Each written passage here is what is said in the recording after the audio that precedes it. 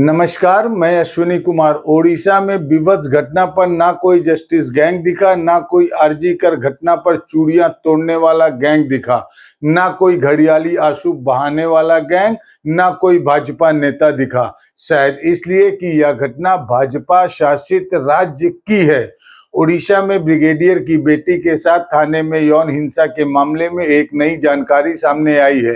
एक वीडियो सामने आया है जो बता रहा है कि ब्रिगेडियर की बेटी के साथ उस रात पुलिस थाने से पहले क्या हो रहा था। इस वीडियो में शामिल 12 लड़कों में से 7 लड़कों को पुलिस ने गिरफ्तार कर लिया और गिरफ्तार हुए 7 लड़के इंजीनियरिंग के छात्र बताए जा रहे हैं। संवाद अखबार की रिपोर्ट में लिखा है कि 3 गाड़ियों में 12 लड़कों ने गाड़ी में सवार कैप्टन और पीड़िता की गाड़ी को रोका और उनके साथ बदतमीजी की। अखबार संवाद में लिखा है, जब लड़की के मंगेतर ने वीडियो रिकॉर्ड करने की कोशिश की तब लड़कों ने उसे धमकाया। यह वीडियो भुवनेश्वर के भरतपुर थाने पहुंचने से पहले का है। हम इस वीडियो को नहीं दिखा रहे हैं क्योंकि अनुमति नहीं है और न पुष्टि कर सकते हैं कि वीडियो को किसने रिकॉर्ड किया और यह कैसे बाहर आया, लेकिन इस वीडियो को उड़ीसा टीवी ने अपने नेटवर्क पर प्रसारित किया है। द न्यूज इनसाइड नाम की समाचार संस्था ने भी ट्वीट किया है। इस वीडियो में देखा जा सकता है कि कई लड़के पीड़िता को घेर कर खड़े हैं, चेहरे के नजदीक आकर बातें कर रहे हैं। दोनों के बीच कुछ कहासुनी चल रही है, कुछ धक्का मुक्की भी। वीडियो में चेहरे से पीड़िता ही लगती है जिसने प्रेस के सामने आकर 20 सितंबर को अपनी व्यथा बताई है। पीड़िता के साथ उसके मंगेतर भी हैं। पीड़िता कह रही है कि यह मेरी मर्जी है कि मैं क्या पहनूं, कैसे अपने बाल रखूं, कहीं भी जाऊं, मैं अपनी गाड़ी में जैसे भी बैठूं। आप कौन होते हैं टोकने वाले? लड़के फिर भी आक्रामक होते जा रहे हैं, चारों तरफ से लड़की को घेर चुके हैं, पीड़िता की हूटिंग कर रहे हैं। कांग्रेस पार्टी ने इस वीडियो को ट्वीट किया है और लिखा है कि इस मामले में भी बीजेपी के नेता जुड़े हुए हैं जो सीधे मुख्यमंत्री के नाम की धौंस दिखा रहे हैं। दिल्ली में कांग्रेस पार्टी ने इस पर प्रेस कॉन्फ्रेंस की और सवाल पूछे कि क्या यही वजह थी कि पुलिस लड़की की शिकायत नहीं दर्ज कर रही थी? क्या पुलिस बीजेपी से जुड़े बदमाशों को बचाने में लगी थी? क्या इस मामले में बीजेपी के किसी बड़े नेता का इन्वॉल्वमेंट है? क्या यही कारण है कि लड़की को थाने में प्रताड़ित किया गया, उसका यौन उत्पीड़न किया गया? सवाल कई हैं और ये सवाल नरेंद्र मोदी और उनकी पार्टी से हैं। कांग्रेस ने अपने ट्विटर पर लिखा है, वीडियो में जो लड़के हैं वह बार बार मोहन मांझी का नाम ले रहे हैं। पीड़िता भी पूछ रही है कि ये मोहन मांझी कौन है? उड़ीसा के मुख्यमंत्री का नाम मोहन मांझी है। क्या ये लड़के मुख्यमंत्री मोहन मांझी का ही नाम ले रहे थे?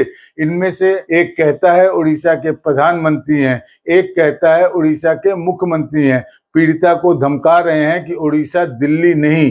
वीडियो में शामिल लड़कों से पुलिस पूछताछ कर रही है, लेकिन इनके नाम क्या है, इनकी पहचान क्या है, हमारे रिकॉर्ड करने और वीडियो अपलोड करने तक ये सारी जानकारियां सामने नहीं आ पाई हैं। भारत के इतिहास में पहली बार एक सर्विंग लेफ्टिनेंट जनरल शेखावत ने एक चिट्ठी लिखा है honourable chief justice Odisha high court को कि हम आपसे न्याय मांगते हैं, हम आपसे न्याय मांगते हैं। मोदी जी फैंसी ड्रेस में तो मशहूर है, कभी एयरफोर्स के कपड़े पहन लिए, कभी आर्मी के कपड़े पहन लिए। यही मोदी जी जो सेना के यूनिफॉर्म को जो जिस तरह से दुरुपयोग करते रहते हैं, यही मोदी जी और राजनाथ सिंह एक शब्द नहीं बोल रहे, एक शब्द नहीं। सेना से रिटायर्ड ब्रिगेडियर की बेटी के साथ पुलिस थाने के भीतर यौन हिंसा की घटना को लेकर किसे किसे कोसा जाए, उस चुप्पी को कोसने लग जाएं जो अब राजनीतिक दल के हिसाब से ओढ़ ली जाती है, या उन आवाजों को भी कोसने लग जाएं जिनके मुखर होने के बाद भी ऐसी घटना नहीं रुकती है। कोसने में कहीं ऐसा ना हो कि कहानी ही छूट जाए। राष्ट्रपति द्रौपदी मुर्मू ने कोलकाता की घटना के बाद एक लेख लिखा और कहा, इनफ इज इनफ। वह सेना के कमांडर हैं। उड़ीसा की घटना में सेना के कैप्टन को भी थाने में पीटा गया और लॉकअप में बंद कर दिया गया। किसी ने नहीं कहा इनफ इज इनफ। आधी रात के बाद ऐसी ही किसी सड़क पर सेना के कैप्टन अपनी मंगेतर के साथ जा रहे थे। रात के 1:30 बज रहे थे। 3 गाड़ियों में सवार 12-13 लोगों ने उनका पीछा करना शुरू कर दिया, धक्का मुक्की भी की, गाली गलौज भी की। किसी तरह कैप्टन गुरुवंश और उनकी मंगेतर अपनी गाड़ी में वहां से निकलने में सफल हुए और थाने आ गए। थाना पहुंचकर उन्होंने देखा कि केवल एक महिला एएसआई और कुछ कांस्टेबल ड्यूटी पर हैं, थाना इंचार्ज नहीं है। दोनों ने गाड़ी का नंबर नोट कर लिया था, इसलिए शिकायत दर्ज कराना चाहते थे। पुलिस ने पहले आनाकानी की और कहा कि अपना मेडिकल जांच कराइए। इस बात तक रात को और गहरा जाती है और 3:30 बज रहे होते हैं, तभी पुलिस की पेट्रोलिंग गाड़ी लौटकर थाने आती है। 2 महिला पुलिस अफसर और 4 पुरुष अफसर थाने आते हैं। इनमें से 2 सब इंस्पेक्टर थे। शिकायत कराने वाले ने लिखा है कि थाने में महिला एएसआई अपनी नाइटी में थी, एक महिला सिपाही भी थी। दोनों ने उनकी बातों पर ध्यान नहीं दिया। जब शिकायत दर्ज नहीं हुई तो मंगेतर वकील के साथ कहासुनी हो गई। उन्होंने कहा कि वे भारत की नागरिक हैं और आप लोक सेवक हैं और आपको हमारी सेवा करनी चाहिए। आप टैक्स पेयर का पैसा बर्बाद कर रहे हैं और आपको वर्दी में सेवा करनी चाहिए। महिला वकील और ब्रिगेडियर की बेटी ने ठीक ही तो कहा। सेना के ब्रिगेडियर के घर की बड़ी हुई लड़की को इतना तो अधिकार बोध होना ही चाहिए कि वह थाने में कह सके कि भारत की नागरिक है और थाने में बैठे लोग लोक सेवक हैं। उनका काम लोगों की मदद करना है। उस महिला ने उतना ही किया और सही किया। लेकिन पुलिस वाले को वर्दी की गर्मी कुछ अलग होती है। भारत के पुलिस की एक खूबी है, 1 मिनट में आपके शरीर की हड्डियां तोड़ सकते हैं और फर्जी केस में फंसाकर बर्बाद कर सकती है। अनगिनत पुलिस वालों ने ऐसा किया है, उनका कोई कुछ नहीं बिगाड़ सका। अगर इसी तरह के केस को हर दिन मैं बताने लग जाऊं तो उम्र बीत जाएगी और दिन के 24 घंटे कम पड़ जाएंगे। जरा आप भरतपुर पुलिस स्टेशन भी देख लीजिए, भुवनेश्वर का है। इस आलीशान पुलिस थाने में महिला वकील के साथ यौन हिंसा की गई, उसे मारा गया, पीटा गया। रात के वक्त प्रेस को दिए गए अपने बयान में महिला ने कहा कि वह लगातार चिल्लाती रही। उनके मंगेतर ने अपनी शिकायत में कहा कि आधे घंटे तक महिला के चिल्लाने की आवाज आती रही। इस थाने में तैनात अफसरों को पता होगा कि ऊंची इमारत के बाहर दूर दूर तक आता जाता कोई भी आदमी उसकी चीखों को नहीं सुन पाएगा। उन्हें यह भी पता होगा कि इस थाने में सीसीटीवी कैमरे नहीं हैं, तो न सबूत मिलेगा न कोई वायरल कर पाएगा। इसी साल मार्च में इस भव्य थाने का उद्घाटन हुआ। उद्घाटन के वक्त इसे कटिंग एज टेक्नोलॉजी से लैस बताया गया, लेकिन यहाँ सीसीटीवी कैमरे नहीं लगे हैं या काम नहीं कर रहे हैं। थाने में सीसीटीवी ना होना सुप्रीम कोर्ट की गाइडलाइन का उल्लंघन है। 4.5 करोड़ की लागत से बने इस थाने में सीसीटीवी कैमरे नहीं हैं। कोलकाता के अस्पताल में सीसीटीवी कैमरे लगे थे और तभी घटना से जुड़ी कई जानकारियां सामने पाई गईं। कोई इसकी बात नहीं कर रहा कि 4.5 करोड़ का थाना बना, सीसीटीवी फुटेज क्यों नहीं लगा या सीसीटीवी कैमरा नहीं होने की वजह से थानेदार दीप कृष्ण मिश्रा, सब इंस्पेक्टर वैशालिनी पांडा, सब इंस्पेक्टर सलीला मई साहू, सब इंस्पेक्टर सागरिका रथ और कांस्टेबल बलराम हांसदा के खिलाफ केस दर्ज हुआ है। इन्हें सस्पेंड कर दिया गया है मगर गिरफ्तारी नहीं हुई है। इन्हें गिरफ्तार कर सख्त से सख्त सजा देने की मांग सुनाई नहीं देती है। State of the art building में सीसीटीवी कैमरे नहीं लगे हैं, लेकिन इमारत के आधुनिक बन जाने से पुलिस मानवीय नहीं हो जाती है। एक बार जब आप भारत की पुलिस की चपेट में आएंगे तो ये जो दिन भर टीवी के सामने व्हाट्सएप यूनिवर्सिटी में गर्व गर्व ठेले रहते हैं, वो सारा का सारा गर्व हवा में उड़ जाएगा, चाहे आप किसी भी पार्टी के समर्थक हों। मुझे पता नहीं आईने में सच्चाई कैसे दिखती है। जब लोगों को अपनी मूर्खता नहीं दिखती है तो सच्चाई कैसे दिख जाती है। अब देखिए, मैं लगा पुलिस को कोसने, यही हो रहा है। कभी लोगों की चुप्पी को कोसने लग जा रहा हूं तो कभी पुलिस को, जबकि संकट को कुछ और है। संकट यह है कि उस कहानी को कैसे कहें जो मध्य प्रदेश में सेना के अफसरों के साथ निकली लड़की के साथ हुआ। सेना के अफसरों के होते हुए गुंडों ने उनके दोस्त के साथ गैंगरेप किया। उस कहानी को कैसे कहें जो उड़ीसा में अपने मंगेतर और सैनिक अफसर के साथ निकली लड़की के साथ हुआ। हम चेहरा तो नहीं दिखा रहे हैं और ना नाम बता रहे हैं, मगर पीड़िता की आवाज से ही पता चल जाएगा उसे कितना मारा गया। सिर्फ यह कह देने से कि मैं भारत की नागरिक हूं, महिला सब इंस्पेक्टर गालियां देने लग गई, जबकि महिला एक वकील है, साथ में सेना का अफसर है। इतनी हिम्मत तो होनी ही चाहिए कि वह वीडियो बना सके, और वह वही करने लग गई, दुनिया को बताने के लिए कि ये पुलिस एक्शन नहीं ले रही है, पर पुलिस उल्टा उसी पर भड़क गई। High court of Odisha, army authorities and media and AIIMS, उनके मेडिकल के लिए सबको थैंक्स बोलना चाहूँगी। दैट इज द रीजन अभी मैं यहाँ पे बैठ पा रही हूँ ठीक से और फ्री हूँ, because I was wrongfully thrown into jail. 15 को रात को अराउंड 1 AM अपना रेस्टोरेंट क्लोज करने के बाद व्हेन आई वाज अपने घर जा रही थी, कुछ गाड़ी ने हमारा रास्ता रोका था और हमसे लड़ने की कोशिश की थी। उनसे जैसे भी बचाते हम लोग जब गाड़ी में वापस बैठे और उसका FIR देने भरतपुर पुलिस स्टेशन गए, वहाँ पे एक लेडी कांस्टेबल बैठी हुई थी अपने नाइटी में रिसेप्शन पे, और कोई भी नहीं था। उनको मैंने बहुत बार FIR लिखने के लिए बोला, मेरा कंप्लेंट लॉन्च करने के लिए बोला, क्योंकि बहुत सारे लड़के थे वो लोग, तो वो पीछा हमारा कर सकते थे वापस। उसके लिए मैं उनको चाहती थी कि वो FIR लिखे या पेट्रोल भेजे या कुछ करे। उन्होंने मुझे कोई हेल्प दी नहीं, उल्टा मेरे साथ गाली गलौज की।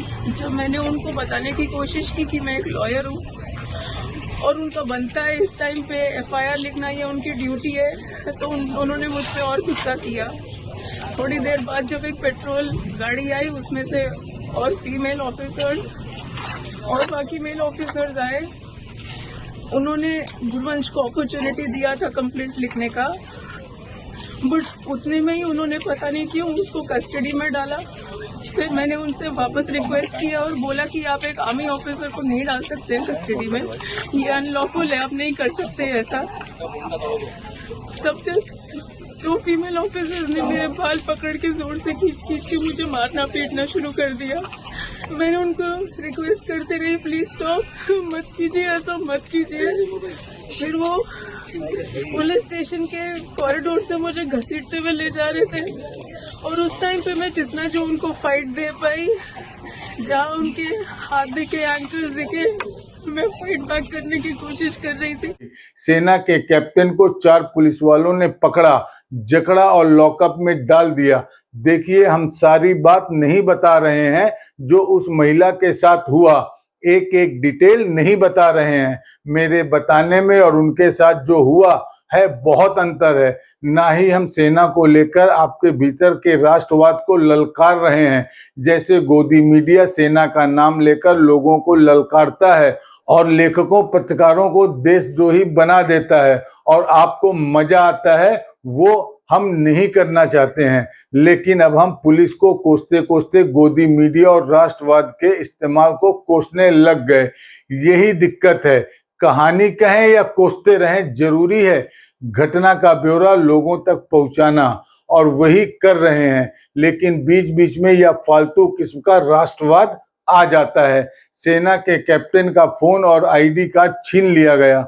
उसी समय 2 महिला अफसरों ने पीड़िता को बालों से पकड़ा और बार बार थप्पड़ मारे। रात के 3 बजे पीड़िता कैप्टन के सेल के बाहर थी, रोने लगी। दोनों ने पुलिस से पूछा कि कैप्टन को इस तरह से जेल में क्यों डाला गया। इसका एक ही जवाब मिला, थाना इंचार्ज आकर समझाएंगे। 1:30 बजे रात को गुंडों ने पीछा किया। थाने में सुबह के 5 बज गए थे। ये गुंडे थे, कौन है, कौन क्या, किसी राजनीतिक दल से ताल्लुक रखते हैं। 3-3 गाड़ियों में सवार रात में ये एक कार का पीछा करते। इनके बारे में भी 6 दिनों के बाद तक कोई डिटेल नहीं है। कोलकाता में कितनी जल्दी सारी जानकारियां सामने आ गई। कुछ अफवाहें भी उड़ गई कि प्रिंसिपल का संबंध तृणमूल से है। एक छात्र का नाम आ गया, वो मंत्री का कुछ लगता है। गलत सलत सब चलने लगा। लेकिन उड़ीसा में 12-13 लोग कौन हैं, इनके नाम क्या हैं, इनका किस राजनीतिक दल से संबंध है, अभी तक कुछ भी सामने नहीं आया। बहरहाल कैप्टन को लॉकअप में डाल देने और महिला वकील को मारने के बाद भी उसका अधिकार बोध सलामत था। वह अपनी गाड़ी से फोन लेने गई ताकि कैप्टन को दे सके, ताकि कैप्टन अपने रेजिमेंट को बता सके। अब यहाँ से आगे मुझे बताने की हिम्मत नहीं हो रही है। एक काम करता हूं, अब हम डिटेल कम कर देते हैं, क्योंकि कुछ डिटेल ऐसे हैं जिन्हें बताया नहीं जा रहा है। दूसरा, मैं ग्राफिक्स का प्लेट लगा देता हूं स्क्रीन पर, समझिए एक पर्दा लगा देता हूं, ताकि उसके पीछे से मैं जो बता सकता हूं वो बता सकूं। महिला सब इंस्पेक्टर और पीड़िता में फिर से बहस होने लगी। करीब 6 बजे उन्होंने पीड़िता को धक्का दिया और थप्पड़ मारे। पीड़िता भागने लगी तो 3 महिला अधिकारियों ने उन्हें बालों से पकड़ लिया और खींचकर एक अकेले कमरे में ले गई। पीड़िता ने उनके चंगुल से निकलने की कोशिश की, मगर पुलिस अधिकारी उसे लातों से मारती रही। इस कमरे में 2 पुलिस कांस्टेबल भी थे। उन्होंने पीड़िता की जैकेट उतार दी और उसके हाथ पीछे बांध दिए। महिला पुलिस सब इंस्पेक्टर ने पीड़िता के कपड़ों से उसके पैर बांध दिए। इस अर्धनग्न अवस्था में पीड़िता पुरुष अधिकारियों की मौजूदगी में फर्श पर पड़ी रही और मदद के लिए लगातार चिल्लाती रही। इस कमरे में पीड़िता अकेली थी। थाने के भीतर उसके साथ यह सब हुआ। सेना के कैप्टन ने अपनी शिकायत में लिखा है कि उसे आधे घंटे तक अपनी मंगेतर के चिल्लाने की आवाज आती रही। सुबह 6:15 बजे थाना इंचार्ज दीन कृष्ण मिश्रा आकर पीड़िता को धमकी देते हैं कि वो चुप नहीं हुई तो उसका बलात्कार कर देंगे। कुछ समय बाद वह कैप्टन के पास जाते हैं और कहते हैं कि रात वाली घटना के बारे में शिकायत दर्ज कराए। कैप्टन भागकर पीड़िता के पास जाते हैं तो देखते हैं वो अर्धनग्न अवस्था में है। उनके हाथ पैर बंधे हुए हैं और फर्श पर खून फैला हुआ है। हमने घटना का सारा ब्यौरा नहीं दिया, हमने काफी कुछ आपको नहीं बताया। क्या यह सब बताना जरूरी है कि कपड़े कैसे उतारे गए और फिर क्या क्या हुआ? लेकिन जब यह पढ़ा नहीं जा रहा, बताया नहीं जा रहा, तो पीड़िता पर क्या गुजरी होगी? वह जीवन भर इन जख्मों को टकराती रहेगी। हम तो निश्चिंत ही दूसरी कहानी की तरफ बढ़ जाएंगे। पीड़िता उस वक्त अपना हाल बयां कर रही थी, उस वक्त रिकॉर्ड कर रही थी। महिला पत्रकार, उनके चेहरे पर जो भाव उभर रहे थे उसे भी किसी ने नोटिस नहीं किया। वो जिस भावनात्मक उतार चढ़ाव से गुजर रही है उनके चेहरे पर झलक रहा है। अदालत से इंसाफ मिलेगा, ऐसी हिंसा कब बंद होगी? यह सब सवाल तो हैं, लेकिन अगर कहानी ही काट छाट कर बताई जाएगी तो क्या उसके साथ इंसाफ होगा? उस हालत में पीड़िता का नागरिक और अधिकार बोध तब भी खत्म नहीं हुआ। ब्रिगेडियर ने अपनी बेटी को एक सच्चे नागरिक की तरह बड़ा किया है।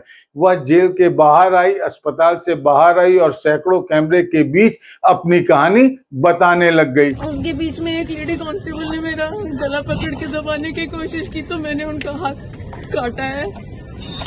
उसके बाद उन्होंने मेरे ही जैकेट से मुझे मेरे पीछे हाथ बांधे और एक लेडी कांस्टेबल के स्कार्फ से मेरे पैर बांध के मुझे रूम में डाल दिया। फिर थोड़ी देर में एक मेल ऑफिसर आके मेरा ब्रा उतार के मेरे ब्रेस्ट पे किक मारना शुरू किया कंटिन्यूअसली। इसके बाद भी पुलिस एक्शन नहीं ले रही थी। सेना से रिटायर्ड ब्रिगेडियर पिता को प्रेस कॉन्फ्रेंस करनी पड़ी। वे उड़ीसा में पूर्व सैनिक के संगठन के अध्यक्ष हैं। उन्होंने कहा कि उनकी बेटी के खिलाफ पुलिस ने जो केस किया है वह फ्रॉड है और साक्ष्य को पुलिस नष्ट कर रही है। पिता का सवाल था कि एक अकेली महिला पुलिस थाने पर हमला कैसे कर सकती है? फर्जी कहानी बनाने और फर्जी सर्टिफिकेट बनाने में भारत की पुलिस का कोई जवाब नहीं होता। यही तो वह करती आ रही है और हमेशा बचकर निकल जाती है। उसका कौन कुछ बिगाड़ पाया है? ब्रिगेडियर ने कहा कि पुलिस ने मजिस्ट्रेट के सामने फर्जी मेडिकल सर्टिफिकेट दिया है, जबकि उनके पास अस्पताल का सर्टिफिकेट है जिसमें लिखा है बेटी का जबड़ा तोड़ दिया गया, नाक की हड्डी टूटी हुई है, कई जगहों पर चोटें आई हैं। वे सीबीआई से जांच की मांग करने लगे। अब मैं यहाँ सीबीआई को नहीं कोसूंगा, वरना आप टीवी के सामने विदेशों में प्रधानमंत्री की लोकप्रियता को देखकर गर्व नहीं कर पाएंगी। जिस देश में सांसद को अवैध रूप से गिरफ्तार कर लिया जाता है, उस देश में पुलिस फर्जी सर्टिफिकेट दे रही है, इसमें हैरानी की कोई बात नहीं। तो हुआ यह कि पीड़िता को ही गिरफ्तार कर लिया जाता है। थाना इंचार्ज दीनकृष्ण मिश्रा ने इससे पहले क्या क्या कांड किया होगा पता नहीं। इस घटना के बाद भी उड़ीसा की राजधानी में वैसा ज्वार पैदा नहीं हुआ जैसा कोलकाता में देखा गया। इंडियन एक्सप्रेस ने रिपोर्ट किया है कि कोलकाता में 300 जगहों पर बैरिकेड लगाने पड़े क्योंकि जगह जगह नागरिकों का प्रदर्शन हो रहा था। बेशक बीजेपी भी कुछ प्रदर्शनों में शामिल थी, लेकिन कोलकाता के शहरी अपने आप इस घटना के विरोध में सड़क पर उतरे। ममता बनर्जी को डॉक्टरों से बात करनी पड़ी। हड़ताल करने वाले किसी डॉक्टर पर राज्य सरकार ने केस नहीं किया, न फर्जी केस बनाकर उनके घरों पर बुलडोजर चलाया गया। कोलकाता ने पूरे देश को दिखाया कि प्रदर्शन करने का लोकतांत्रिक रिवाज बचा हुआ है। देश भर के जूनियर डॉक्टरों ने अपने साथी के बलात्कार और हत्या के विरोध में इतना बड़ा आंदोलन तो कर ही दिया कि सुप्रीम कोर्ट को भी स्वतः संज्ञान लेना पड़ा। इसकी तारीफ की जानी चाहिए, न कि इसका उदाहरण देकर उड़ीसा की घटना में लोगों को कोसा जाना चाहिए कि कोलकाता के लोगों ने क्यों प्रदर्शन किया। यह सही है कि उड़ीसा में बीजेपी की सरकार है, वहां पुलिस थाने में एक महिला वकील के साथ यौन हिंसा हुई और देश भर की महिला वकील सड़कों पर नहीं उतरी। महिला वकील के साथ यह सब हो गया, कहीं पर भी वकीलों का मार्च नहीं है। अगर यही घटना बंगाल में हो गई होती तो वहां के कोर्ट में वकील हड़ताल पर चले गए होते, क्योंकि कोलकाता में ममता बनर्जी के मुख्यमंत्री होने के कारण विरोध करने का लोकतंत्र जिंदा है। फिर विरोध या आवाज का लोकतंत्र वहां क्यों गायब हो जाता है जहां मुख्यमंत्री बीजेपी का होता है? क्या राष्ट्रपति शासन लगाने, मुख्यमंत्री का इस्तीफा मांगने, यह सब जो रूटीन की राजनीतिक मांगे हैं केवल गैर बीजेपी शासित राज्यों के लिए ही बची हुई हैं? इन सवालों के जवाब तक कैसे पहुंचा जाए? क्या चुप्पी को कोसा जाए, लेकिन जहां पर बोला गया है और जहां पर लोग चुप हो गए हैं, दोनों ही जगहों पर महिलाओं के साथ हिंसा में कोई कमी नहीं आ रही है। आज तक रोका नहीं जा सका। बस लड़ाई इस बात को लेकर है कि इस मामले में गुस्सा आया तो उस राज्य के मामले में गुस्सा क्यों नहीं आया। कितना दुखद है। क्या चुप्पी को कोसें कि उड़ीसा और मध्य प्रदेश की घटना पर देश में उबाल क्यों नहीं है? चूंकि उबाल नहीं है तो क्या कोलकाता के डॉक्टरों के आंदोलन को भी कोसने लग जाएं और खारिज कर दें? इससे होगा या कि चुप रहने वाले फिर भी बेईमानी कर जाएंगे। जिन लोगों ने कोलकाता में बोला है उनके साथ नाइंसाफी हो जाएगी। उन्हें बोलकर गलत काम तो किया नहीं। ऐसा करते हुए खराब लगता है कि ओडिशा की घटना पर चुप्पी के बहाने हम कोलकाता पर भड़ास निकाल दें। तो फिर इस कहानी को कैसे कहें? यह एक चुनौती है। पूर्व सेना अध्यक्ष वीके सिंह ने ट्वीट कर खाना पूर्ति कर ली। 10 साल केंद्रीय मंत्री रहे ये जनाब कह रहे हैं हर किसी को पीड़िता की आवाज सुननी चाहिए, पर यह हर कोई कौन है जिसे पीड़िता को सुनना चाहिए और कौन है जो नहीं सुन रहा है? इसका कोई स्पष्टीकरण उनके ट्वीट में नहीं मिलता। वीके सिंह ने इस ट्वीट को उड़ीसा के मुख्यमंत्री को टैग कर दिया और तुरंत एक्शन लेने की मांग की है। लिखा है कि सभी को उस लड़की की बात सुननी चाहिए। उसके साथ उड़ीसा के भरतपुर पुलिस थाने में जो हुआ है शर्मनाक और भयानक है। बीके सिंह ने मांग की है कि आरोपी पुलिस वाले और उन्हें बचाने वालों के खिलाफ तुरंत एक्शन लिया जाना चाहिए। #Shame on Orissa police. Orissa सरकार नहीं, उड़ीसा पुलिस। भरतपुर थाने में तैनात पुलिस वाले सस्पेंड कर दिए गए हैं। दीनकृष्ण मिश्रा के खिलाफ केस दर्ज हुआ है। कार्रवाई तो ममता बनर्जी ने भी की थी। देरी को लेकर कितने सवाल उठे, मगर उड़ीसा पुलिस की कार्रवाई कैसे हो रही है? अगर हो रही होती तो ब्रिगेडियर पिता को प्रेस कॉन्फ्रेंस नहीं करनी पड़ती। मध्य प्रदेश के इंदौर में सेना के 2 अफसर अपने दोस्तों के साथ रात के वक्त घूमने निकलते हैं। सेना का अफसर साथ हो, इससे सुरक्षित और क्या हो सकता है? लेकिन उसके साथ गैंगरेप की घटना हो जाए, वहां चुप्पी पसर गई। भारत के नागरिक जिस तरह से ममता बनर्जी के खिलाफ अपने नागरिक अधिकारों का इस्तेमाल करते हैं, वह बीजेपी की सरकारों में क्यों भूल जाते हैं? उन्हें जरूरत क्यों नहीं महसूस होती? 10 सितंबर की रात 2 ट्रेनी अफसर अपने 2 दोस्तों के साथ घूमने निकले। रात को 2:30 बजे इंदौर के जाम गेट के पास घूमने जाएं। वहां पर कुछ और लोग पहुंचे और सेना के अफसरों और उनके दोस्तों को पीटने लग गए। उनसे 10 लाख रुपए मांगे। 2 लोगों को बंधक बना लिया और बाकी से कहा कि पैसे लेकर आएं। आर्मी अफसर ने घाट से ऊपर जाकर अपने कमांडेंट को सूचना दी। आर्मी ने मऊ पुलिस और ग्रामीण एसपी को वारदात की जानकारी दी। पुलिस मौके पर पहुंची, तब तक बदमाश अंधेरे का फायदा उठाकर भाग चुके थे। पुलिस ने घायल आर्मी अफसर और महिला मित्र को रेस्क्यू किया, बचाव किया। चारों को अस्पताल में भर्ती कराया गया। महिला की हालत नाजुक होने की वजह से बयान दर्ज नहीं हुआ। बाद में बयान भी दर्ज हुआ और मेडिकल रिपोर्ट आई जिसमें गैंग रेप की पुष्टि हुई है। पुलिस ने इस घटना में शामिल सभी आरोपियों को गिरफ्तार कर लिया है। अनिल, पवन, रितेश, रोहित, संदीप और सचिन, इनमें से किसी की उम्र 23 साल तो किसी की 25 तो किसी की 27। इन लोगों ने सेना के 2 ट्रेनी अफसरों को मारा पीटा, बांधा उनकी दोस्तों को, मारा पीटा और एक के साथ कथित रूप से गैंगरेप किया। दैनिक भास्कर ने लिखा है कि अनिल बरूर और रितेश भाकर पहले भी घूमने वाले जोड़ों के साथ ऐसा कर चुके हैं। इन पर पहले से लूटपाट के केस हैं। इस घटना को लेकर अब वैसी तीव्रता नहीं है। शहर में कोई आक्रोश नहीं है। महिला का बयान नहीं हुआ है। गैंग रेप की घटना की सच्चाई क्या है? सब कुछ अंधेरे में है, यानी पीछे चला गया है। रूटीन से रिपोर्टिंग के बाद चुप्पी है। अगर आप इस बात को लेकर हैरान हैं कि ब्रिगेडियर की बेटी के साथ ऐसा कैसे हुआ, वह भी थाने के भीतर, तो आपको मणिपुर की घटना याद करनी चाहिए।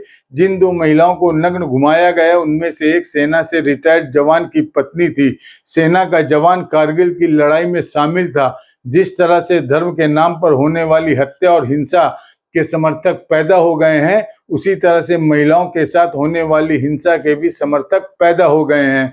बात यहाँ सेना से जुड़े होने की भी नहीं है, महिला होने की है। किसी भी वर्ग की महिला हो, उसके साथ हिंसा की घटनाएं लगातार बढ़ती जा रही हैं। क्या हमारा गुस्सा तभी भड़कता है जब ऐसी भयानक हिंसा के बाद लड़की की मौत हो जाती है, जैसे निर्भया, हाथरस और कोलकाता के केस में हुआ। उड़ीसा के केस में पीड़िता खुद सामने आकर कह रही है, उसके बाद भी अनदेखा किया जा रहा है। क्या हर बार किसी को मरना ही पड़ेगा? महिलाओं के साथ होने वाली हिंसा से भारतीय पब्लिक के 2 चेहरे दिखाई पड़ता है। एक पब्लिक वो है जो बीजेपी की रिपब्लिक में रहती है और एक पब्लिक वो है जो गैर बीजेपी रिपब्लिक में रहती है। नमस्कार, मैं अश्विनी कुमार।